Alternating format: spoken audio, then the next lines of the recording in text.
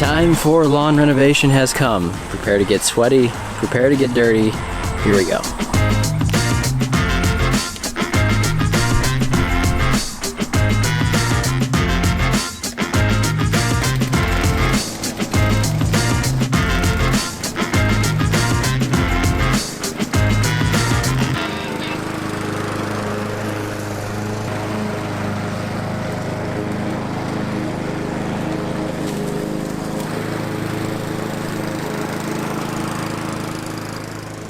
So first things first here, after mowing, you can see that I set the mower down to as low as it goes, and most of the grass is still intact here. It didn't do a whole lot to it to pick it up. It's all matted down from rain and water and all that stuff. So what I want to do now is come in, kind of dethatch some of this stuff out of here just to open it up just a little bit. Now I'm putting a lot of soil on top of there, so I would probably be okay even just smothering this whole thing with new soil and it would be alright. If you wanted to seed down into your existing grass like this that you killed, you can definitely do that. It actually does work really well to hold the seed into place, but it's so thick that I'm not seeing the soil at all, and we need to get that seed down to the actual soil layer. If you had a small area to do, you could use one of these thatching rakes, and you kind of just go back and forth here, and it's going to take most of that stuff out of there. See all this stuff that came out. So now we can actually see some of the soil down in there, and now we would be able to get the seed down to the soil layer and get it in contact with the soil.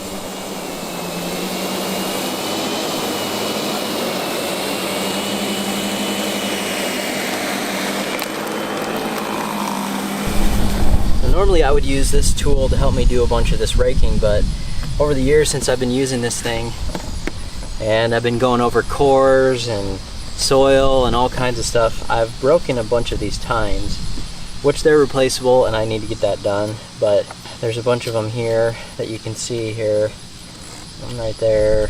I'm only got one tine, so as it's coming through here, it's not being very aggressive with it. So I can still use the thatch rake without too much trouble. I'm only dealing with about 500 square feet here. But if you do have a tool like this and it's in proper working order, then you should be able to come through and clean a lot of this dead stuff up with one of these.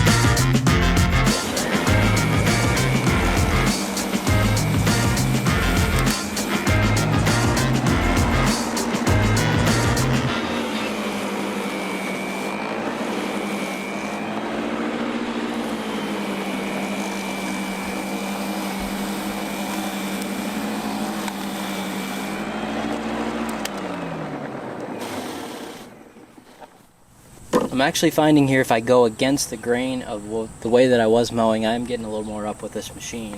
Now you can probably see where the tines have been kind of biting in now and actually removing a lot of this, so maybe I was just not taking enough time there to go through it a little bit slower and to find the right angle to actually get rid of most of this stuff. So that looks pretty good.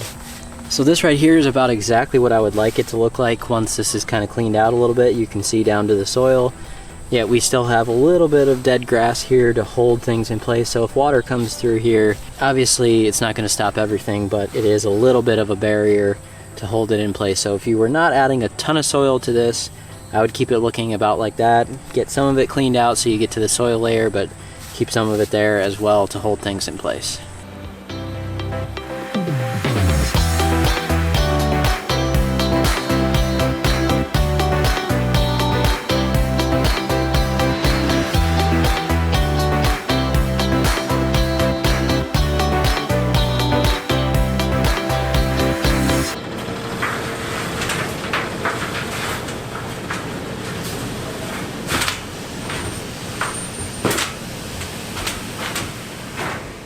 Alright, most of the dead stuff is cleared now, and now begins really the real work of moving all of that soil back to here and starting to work on the leveling part. So it's just begun, my friends.